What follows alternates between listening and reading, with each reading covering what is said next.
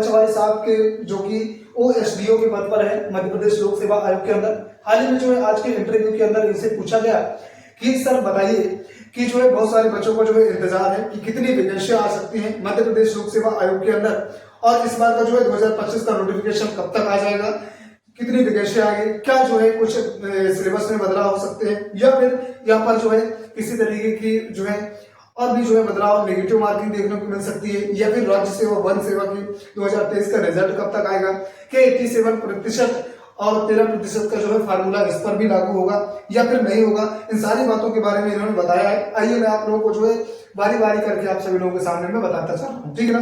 बने रहिएगा वीडियो में लास्ट तक, आप सभी लोगों को मैं पूरी जानकारी इन्फॉर्मेशन फुल देने वाला हूँ, ठीक है ना। देखिए, इनसे इंटरव्यू के दौरान ये पूछा गया कि सर आप बताइए कि MPPSC प्रीलिम्स 2025 का नोटिफिकेशन कब तक आएगा। बहुत सारे बच्चे इस बात का जो है इंतजार कर रहे हैं, लगातार कमेंट करते रहते हैं।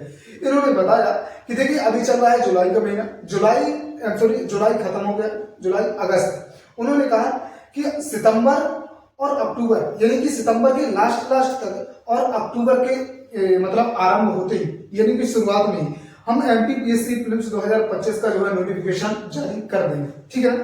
एक बात। दूसरी बात ये इनसे पूछा गया कि सर पोस्ट कितनी आ सकती है, वैकेंसी कितनी आ सकती है इस बार, क्योंकि बच्चे का लगातार इस बात पर जो है विरोध करते रहते हैं कि हर बार जो है कम वैकेंसी आती है, कम वैकेंसी आती है, कभी 100 वैकेंसी आती है तो कभी 150 वैकेंसी आती है, तो इस बात से भी परेशान रहते हैं।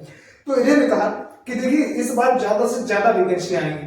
ज्यादा से ज्यादा वैकेंसियां कितनी आएंगी, तो लगभग उन्होंने ऐसा तो नहीं कहा कि कितनी वैकेंसी आएंगी, लेकिन लगभग उन्होंने कहा कि हम पूर्ण प्रयास कर रहे हैं और जितने भी विभागों में जो भी खाली पद हैं सारे विभागों से हम जानकारियां ले रहे हैं। तो कितने पद आ जाएंगे इस बार, मेरी जो है संभावना है, इनके बताने के अनुसार, इंटरव्यू में पूछे गए सवालों के अनुसार इन्होंने कहा कि हम अधिकतर वैकेंसियां लाने की इस बार कोशिश कर रहे हैं। सारी पोस्ट जितनी भी खाली है हर एक विभाग से हम सारी जानकारियां लेने की कोशिश कर रहे हैं। जितनी भी वैकेंसियां खाली है सारी वैकेंसियों की बात करें तो मैं बता दूं आप लोगों को टेंशन लेने की बिल्कुल जरूरत नहीं। इस बार कम से कम नहीं तो 250 से ज्यादा पद ही आएंगे।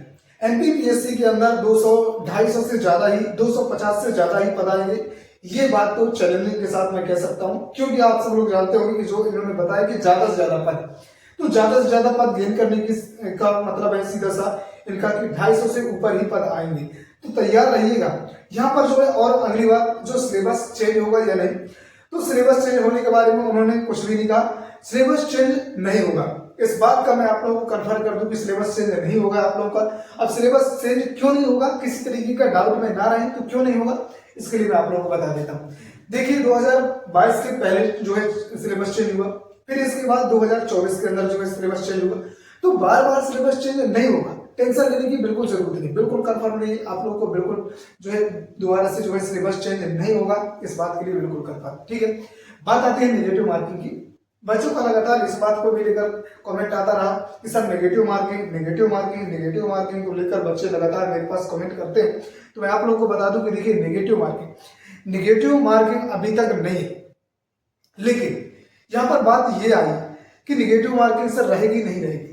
तो नेगेटिव मार्किंग की बात आई जब, तो कहा गया कि नेगेटिव मार्किंग देखिए अभी तो नहीं है, लेकिन जैसे नोटिफिकेशन आएगा उस समय इस बात को क्लियर किया जाएगा कि नोटिफिकेशन होने के अंदर हमें जो है नेगेटिव मार्किंग रखनी है या नहीं रखनी, क्योंकि बच्चे लगातार इस बात की जो है मांग करते हैं कि जिस तरीके से UPSC के अंदर जो है सिक्योर रखा जाता है, एक तरीके से PT एग्जाम को उसी तरीके से जो है इसे भी जो है सिक्योर रखा जाए, इसलिए जो है नेगेटिव मार्किंग रखने की लगातार बच्चे मांग कर रहे हैं। इस बात के लिए भी मांग कर रहे थे, तो इस बात को भी सोचा जाएगा क्या नेगेटिव मार्किंग होगी या नहीं होगी, ठीक है ना। तो मैंने बता दिया आप लोगों को सारी जानकारी। यहाँ पर एक बात जो और इम्पोर्टेंट कि देखिए जो बच्चे पढ़ाई करने वाले हैं वो लगातार पढ़ाई करते रहेंगे, और जो यहाँ वहाँ की बातों में जिन्हें नोटिफिकेशन से मतलब है, जिन्हें यहाँ वहाँ की फालतू की बातों से मतलब है, वो केवल और केवल बातें करते रहेंगे, पढ़ाई नहीं करेंगे, कुछ नहीं करेंगे, यहाँ वहाँ के बच्चों को फालतू में उकसाते रहेंगे। तो मैं कहना चाहूंगा कि बच्चों को उकसाना नहीं, ठीक है ना। किसी भी बच्चों की कहने में, किसी भी फालतू की बातों में ना आए, अपने जो है तैयारी को बेहतर रूप से करते रहें। और 87% और 13% वाले विद्यार्थियों को भी उन्होंने बताया है कि देखिए यहाँ पर जो है जैसे ही माननीय हाईकोर्ट महोदय का जो है से जो है 13% और 87% का जो है मामला सुप्रीम कोर्ट में इसे जो है भेज दिया गया है। तो जैसे यहाँ से जो इस पर जो है कोई पूरे तरीके से सटीक जो है इंफॉर्मेशन आती है, सटीक जो है इसका जो है पूरी तरीके से निर्णय आता है, तो जिस तरीके से लोक सेवा आयोग को निर्देश दिए जाएंगे वही निर्देश का पालन वो करेंगे। उन्होंने ये सब बताया, ठीक है ना। तो बस यही बातें थी जो मैं आप लोगों को बता दिया। और एक बात और जो सबसे इम्पोर्टेंट और सबसे जानने लायक बात ये कि देखिए तैयारी करते रहिए, आप लोग रुकिए मत, यहाँ वहाँ की बातों में मत पड़िए, अपनी तैयारी को रुकने मत दीजिए। देखिए पुराने सिलेबस के अनुसार अभी तैयारी करते रहिए, क्योंकि नया जब नोटिफिकेशन आएगा, नए नोटिफिकेशन में क्या सिलेबस में चेंजेस नहीं होंगे, इस बात की तो मैं गारंटी लेता हूँ। अभी सिलेबस चेंज नहीं होगा, तो बिल्कुल बिना टेंशन के आप अपनी तैयारी को आगे बढ़ा सकते हैं और भरपूर तैयारी करते हैं, ताकि जब आपका नोटिफिकेशन आए ना तब तक आप प्रीवियस ईयर क्वेश्चन पेपर को जो है एनालिसिस कर लें। मैं जो बात हमेशा कहता हूँ कि प्रीवियस ईयर क्वेश्चन पेपर को एनालिसिस करना बहुत इंपॉर्टेंट है, सबसे ज्यादा इंपॉर्टेंट है, खासकर नए स्टूडेंटों के लिए जानना जिस बात को कि क्या किस तरीके के प्रश्न पूछे जा सकते हैं, किस तरीके से प्रश्न पूछने का लेवल होता है, किस तरीके से जो है बार बार जो है पेपर रिपीट होते हैं, क्वेश्चन पेपर रिपीट हो जो क्वेश्चन रिपीट होते रहते हैं। तो इन सारी चीजों को आप लोगों को सीखने को मिलेगा, आप लोगों को ये पता चल पाएगा हाँ किस टॉपिक से किस तरीके के प्रश्न पूछे जाते हैं, ताकि अगर आप ना प्रीवियस ईयर क्वेश्चन पेपर को एनालिसिस करेंगे तो ताकि आप लोगों को इस बात को भी जानकारी पूरी तरीके से हो पाएगी कि हाँ किस तरीके से प्रश्न पूछे जाते हैं, किन टॉपिकों को हमें ज्यादा जोर देना चाहिए, किन टॉपिकों को हमें पढ़ना चाहिए, ये सारी चीजें आप लोगों को समझ में आ जाएगी, ठीक है ना। तो ये बात, और सबसे महत्वपूर्ण बात कि अगर आप किसी इंस्टीट्यूशन से बुक लेना चाहते हैं, जो है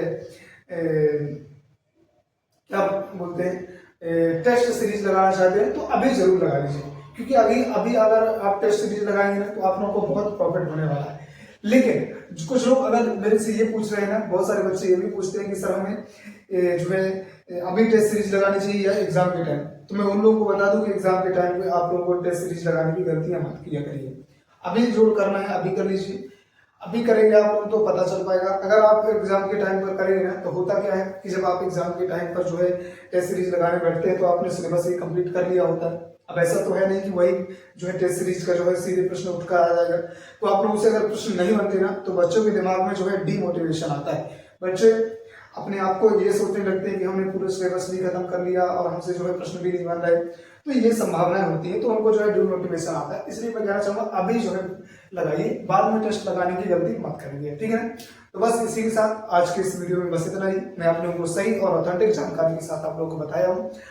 बस आप लोग जो है तैयारी करते रहिए, और अगर वीडियो पसंद आया हो, जानकारी अच्छी लगी हो, तो वीडियो को प्लीज करके एक लाइक कर सकते हैं, चैनल को सब्सक्राइब कर सकते हैं। मैं बार बार बोलता नहीं, लेकिन आज मैं बोल रहा हूँ। Thank you best of luck. सभी मेरे भाई बहनों का लक्ष्य की ओर प्राप्ति हो, इसी साल हो, और सभी लोग अपने जो है पद पर हासिल करें। थैंक